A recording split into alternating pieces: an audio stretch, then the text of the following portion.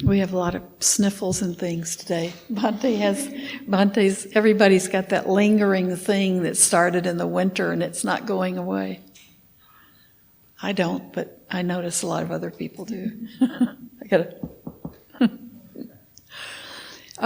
We've been talking over the last several weeks about precepts, the Brahma Viharas, what else? Those a lot. And I thought it was a good night to have maybe a discussion, a dialogue or a conversation with people, if people have comments or questions they want to ask about anything, but it could cover something that we've talked about but not had a chance to have an open conversation about. So, be careful. You moved your glasses. I was going to... No, I was doing this, and then I was breathing, and I was feeling my chest, opening and closing. And then I was thinking my breath is not existing. My body was just, the air was, what was and what wasn't. And then it's like I was breathing, and that was breath. But then at other times, it was just my chest was expanding. I wasn't sure what was all going on, but I was thinking that someone like me was more aware of what was coming and going. And then the breathing wasn't what it was. It was something else. Well, a lot of times teachers will say to people, you won't stop breathing. And I used to think that was kind of funny to tell people in advance, that even if you think you've stopped breathing, you haven't stopped breathing. But you can get so relaxed and your breathing becomes so still that people do actually get scared that they've stopped breathing. So I realized that wasn't the teacher just saying something quirky. It was a real warning, because some people, they suddenly notice that their breath has just calmed down so much that you don't even feel it. Maybe that's what you were experiencing. But so the reminder is that you won't stop breathing, right? But what you're noticing is that our only contact with life is our breath. Our breath that was the thing that is telling us that we're alive, that makes us be alive. And so we can see it when we're meditating. We experience that, and it really tells us a lot about impermanence. And that's a really tender thread to be hanging on to, right? Because that breath can seem to just disappear. We all practice that when we sleep. It's the same thing. You become unaware of the breath. You have to turn the mind off. Yeah, that's part of our... Oh, that's good. Sleeping is part of our practice. I like that. Yoga Nidra means yoga sleep. So maybe that ties in with that. I like that, sleeping meditation. I practice that. I like to practice that.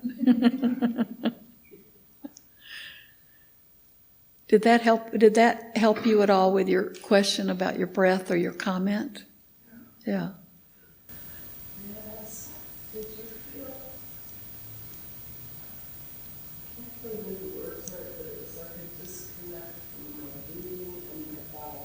I was Is feeling that a what was disconnect. like the disconnect? And it was like, I should be scared. And I thought, I think I'm not that scared of this. And I thought I had to remind myself to breathe, that I was breathing, but I wasn't together. It was like a disconnect. And it got really like I was empty. And it was okay. But it was okay. I It was wasn't like scared. in here, and whatever it's supposed to do, it was doing. It was doing. Yeah, but I had some awareness. Yeah. That's good. I think that's a good sign. You don't want to leave your body. You don't want to kind of pop out of your body. We want to stay in our body, but that breath becomes so subtle that that's the kind of experience you have. So that we should have a warning or a T-shirt at least, like yeah. We're meditating, but we are still breathing, like your body. Yeah. Thank you. I'm glad you mentioned that, because that is something that people need to be aware of when they meditate. Yeah, we had an exercise where we were practicing diaphragmatic breathing. We all laid down. We put one hand on our partner's belly to try to concentrate on breathing diaphragmatically. And it was interesting because when I inhaled, I realized that it was for me to stay alive. And when I exhaled, it was so my partner would stay alive. And I have always been a little bit, I'm happy to stay alive, but I didn't realize that staying alive is also exhaling so that your partner can stay alive, and then kind of brought a new awareness to me of how we're all connected. And it's not so much the diaphragmatic breathing that is wonderful. It's the fact that we take in and then we give out. And without that, none of us would be here. And being here is a good thing, I think. Yeah. Yeah, that's good. Thank you. It's good to see that connection with others, isn't it? It's good to see that with their breathing, because that's basically what it all comes down to. Yeah. Well, in the yoga practice, breathlessness is deathlessness. That's why you're trying to breathe deeply, is to oxygenate the bloodstream so that you don't have decay, and then there's no need to breathe. That's why the yoga breath and such, to oxygenate the bloodstream. So breathlessness is deathlessness. Wouldn't it be breath is deathlessness? No, breathlessness is deathlessness. If you don't have the compulsion to breathe, you are actually attaining quite a deep sense of spirit. Yes. That's what I'm thinking too. So, but you're thinking breathlessness as like the exhale. Well, no, if you no longer need to breathe, that's deathlessness. No, that's death. I disagree with the part about it being deathlessness. Breathless means being deathless.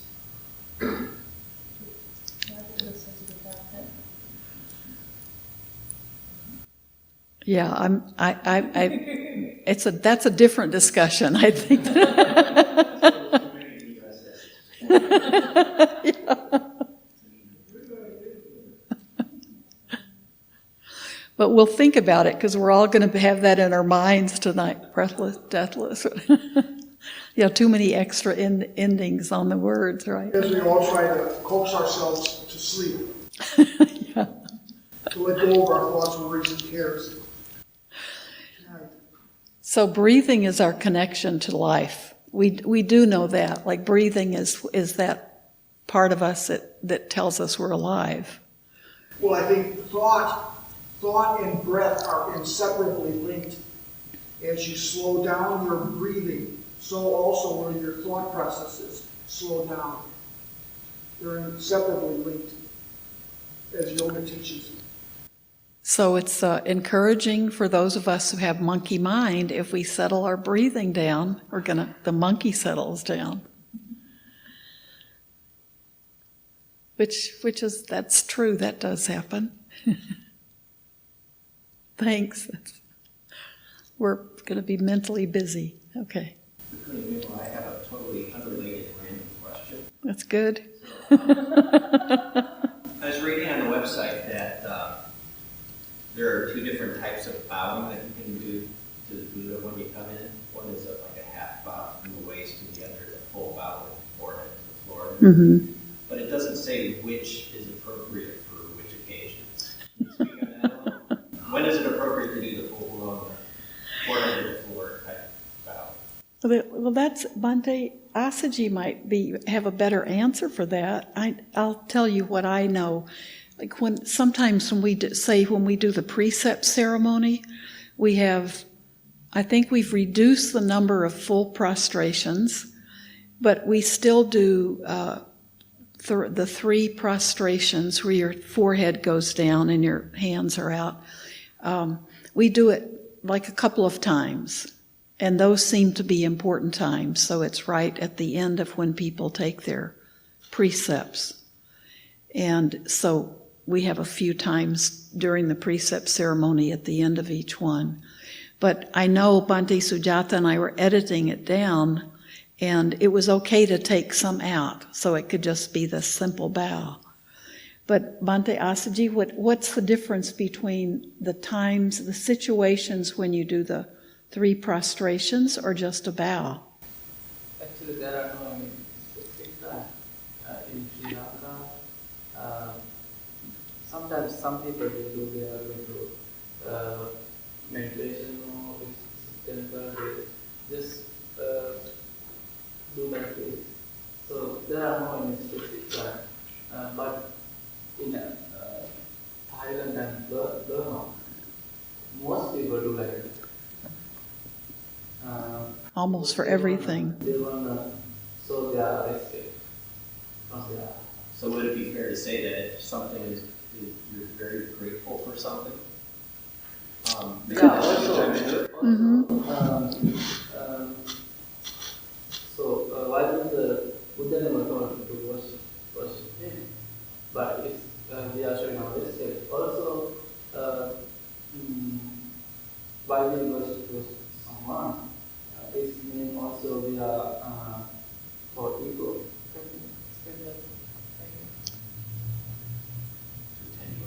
Yeah. Oh, ego. I thought you said something else. We're surrendering our ego when we do that bow. And so the prostration is like even more of a surrender, kind of a complete surrender. It's good to help get rid of the ego, and but you can also do a prostration and it might be full of ego. So it's all in the person's intention, Trying to look good, yeah. So if you're doing the prostrations when no one's looking, that's probably the best time to do it, right? Well, I think there's a cultural aspect to this as well, because I know the families who are here from Sri Lanka, when they greet one of the monastics, they do a full prostration.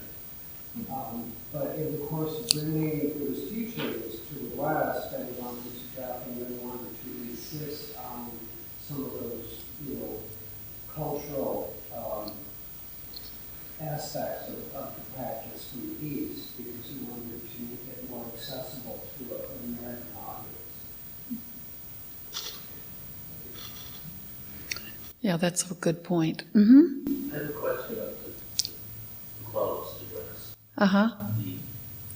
The red garment, Mm-hmm. left shoulder, and the left arm is clothed. What's the significance of that? Well, the significance of that red sash is it's just a nice outfit, right? There's no significance to that red sash. We have a set. I think someone bought them. There's a yellow one and a red one. Every year we are changing this one. Last Saturday it was yellow. Maybe next month we are changing on the different time. Good. It always on the left shoulder. Oh, well, if you look the way we wear our robes, yeah, it's always over the left shoulder. And the left arm is covered. Right. and the right arm is not covered. It's just, that's tradition, right? It just, In Sri Lanka, we are shirt, but when we are outside, we are robe for people. When we are outside, when we are in temple, we are every day. When we are outside, we have something different. So, they have way, I can't do it, but it's twisting the robes, and it ends up creating another sleeve. maybe one day. Yeah, he can't take his robe off in front of you, so it's hard for him to show you.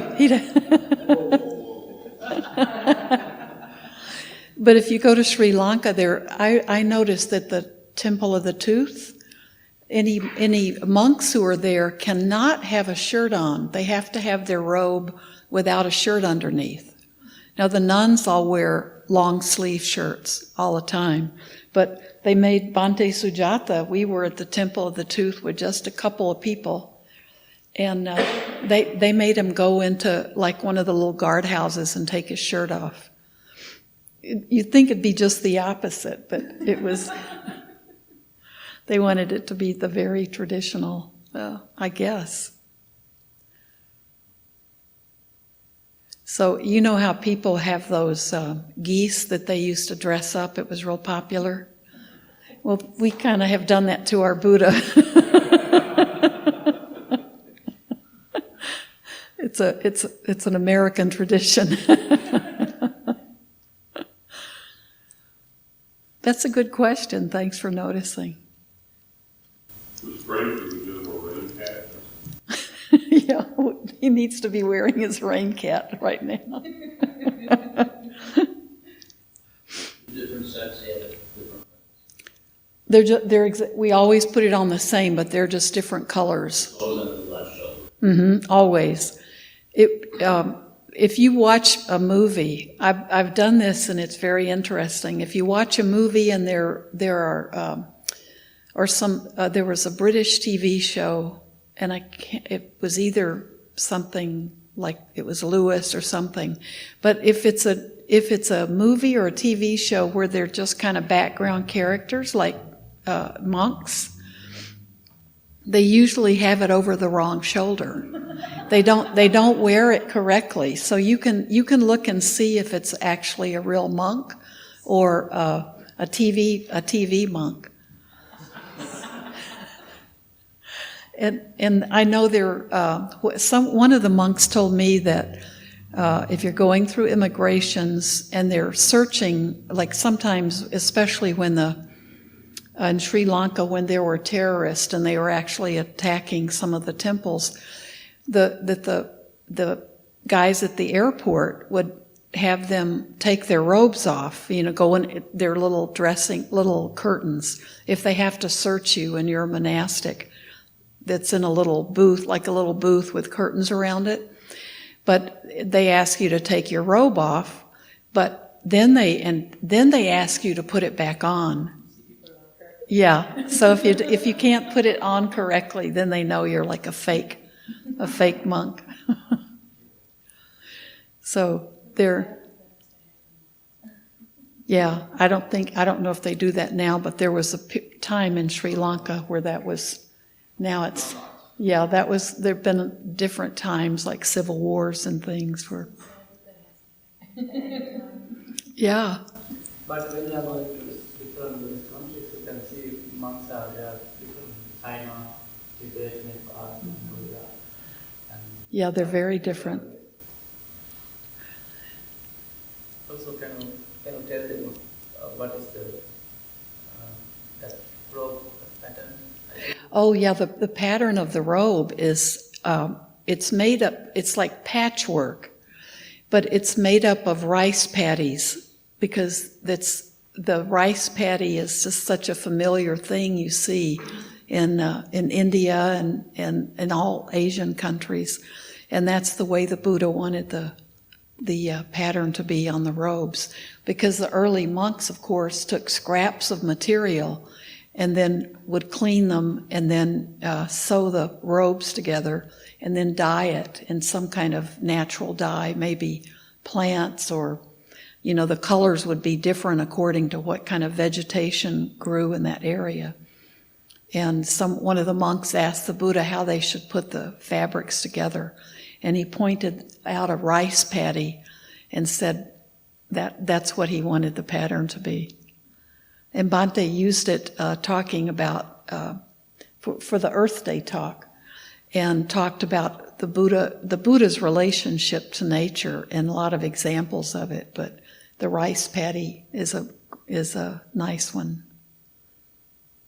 And he would show you that too. We would show you that too, but then we'd almost have to take our clothes off, right?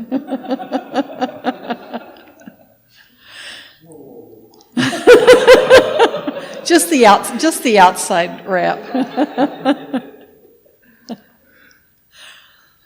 So there's a woman who's making Bhante Sujata. She made all of us a set of robes, and she was doing. Her family was here a week ago, and I had just said, "Oh, I think of you every time I wear that robe." And she was trying to. What's the best way to say it? She's trying to make one for Bhante that's small enough for him because he's so short. But she's having trouble getting the paddy fields the right dimensions. So, which never occurred to me because I've had to shorten robes before and I didn't worry about the paddy field designs. But she's trying to proportionately shorten it so that proportions are right for the paddy fields. So I was laughing about that. Now I think about it, it's like the breathing, the breathless thing. I'll look at my robes and think about how would you change the proportions of that? It's a nice math problem to think about. So any other substantive questions? When you said, are you chasing a thought? It was interesting because oftentimes I get thoughts just float through my mind where I get lost in something. But I had a distinct sensation of chasing a thought just before you said that. So I thought, how did she?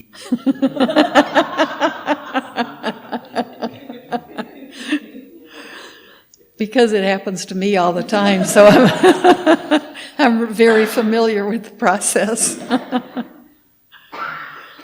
it happens, you bring it up. Yeah, Empathize it. Yeah, a lot of times I'll say something when I've noticed it just happening just immediately in my mind.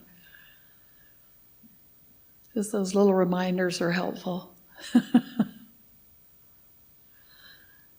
No psychic powers here, just extremely human.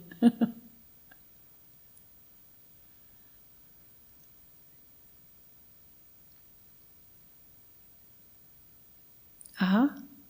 A lot of things are like tipping your hat. Comes from the Wild West when people wore guns all the time, and it was an appropriate thing to get your hand as far away from your gun as you can. Oh. So a lot of those things are like Swami Rama. The Hindus would kiss his feet. Mm-hmm. It was their way of paying respect. And he was kind of adamant that we didn't do that. The Americans didn't do that because I don't know why, but I'm glad he did it. It's just like a lot of those things come from things that we don't even understand from way back. We no longer walk around carrying guns, so there's no point in. No need to tip. We still do it, and Mm-hmm. it's good to go back and find out why things are the way they are. And That's right.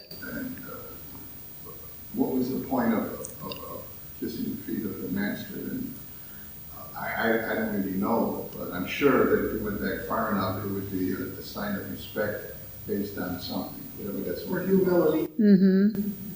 And then that's our same thing with shaking hands. You shook hands with someone you met because You wanted to show them that you did not have an offensive weapon in your hand. Right. And we shake with the right hand, which is the hand don't we shake with the right hand? Which would probably be the hand most people use. Uh-huh. Well, I think most of us are right-handed. What did you say? I'm a lefty. Me too. Me too. That's why we're sinister, right? We could be shaking hands and stabbing them in the back at the same time.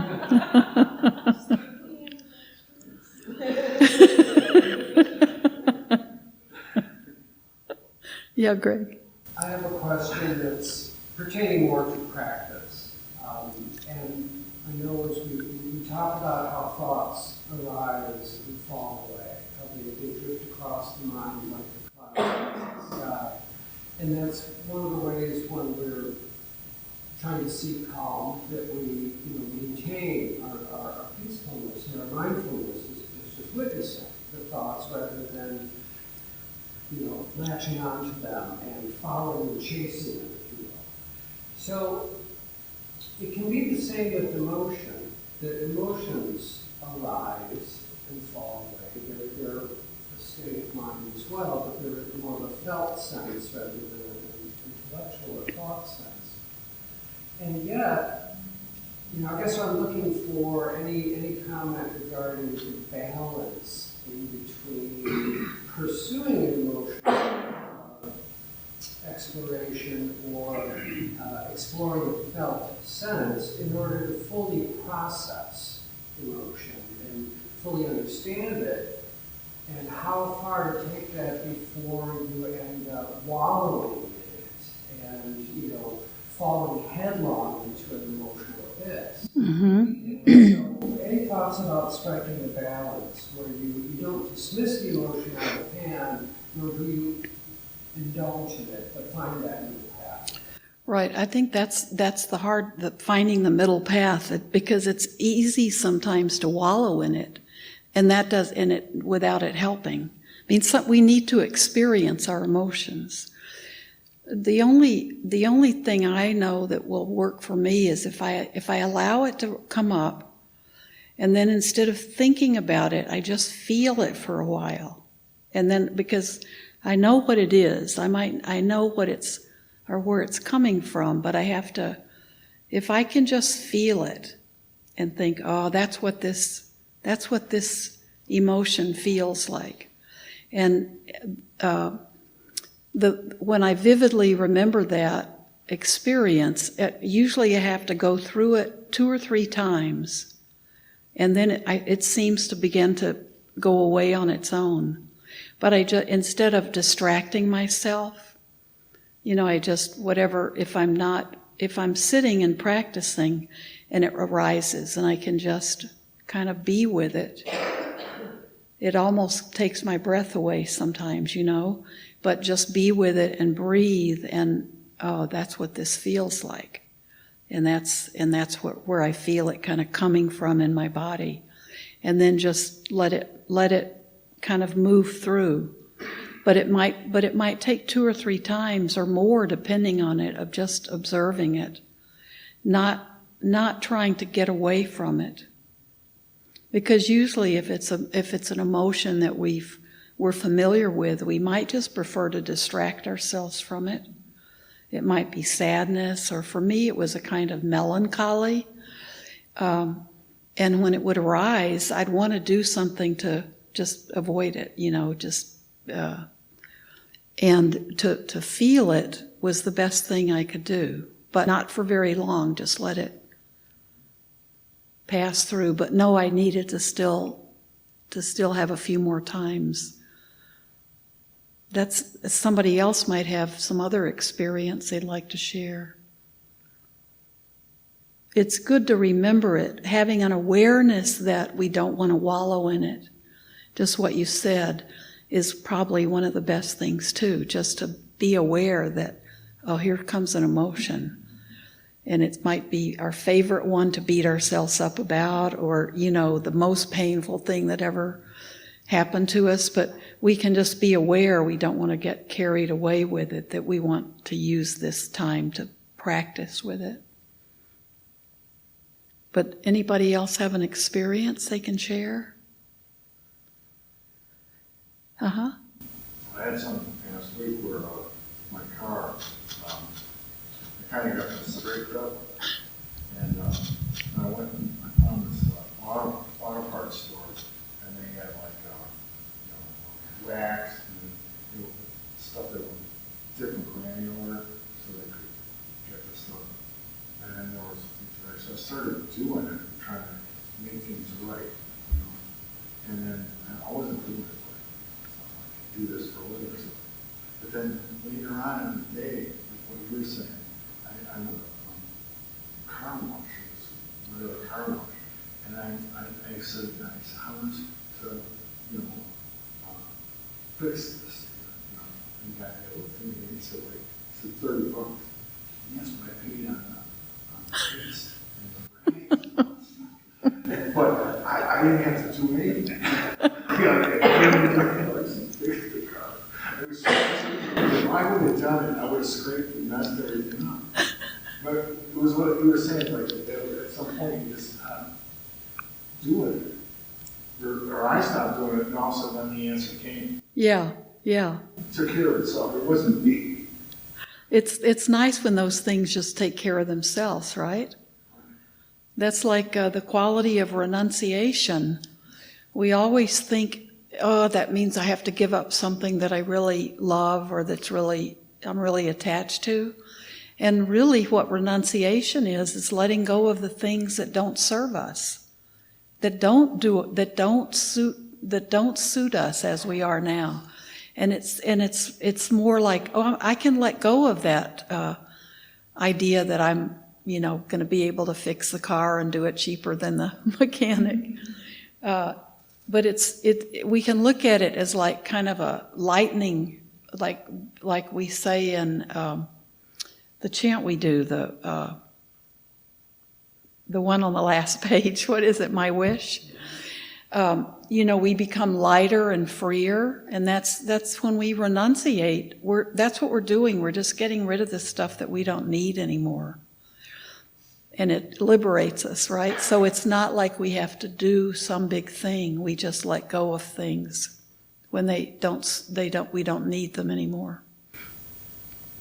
Getting back to what you were saying about feeling and not really thinking.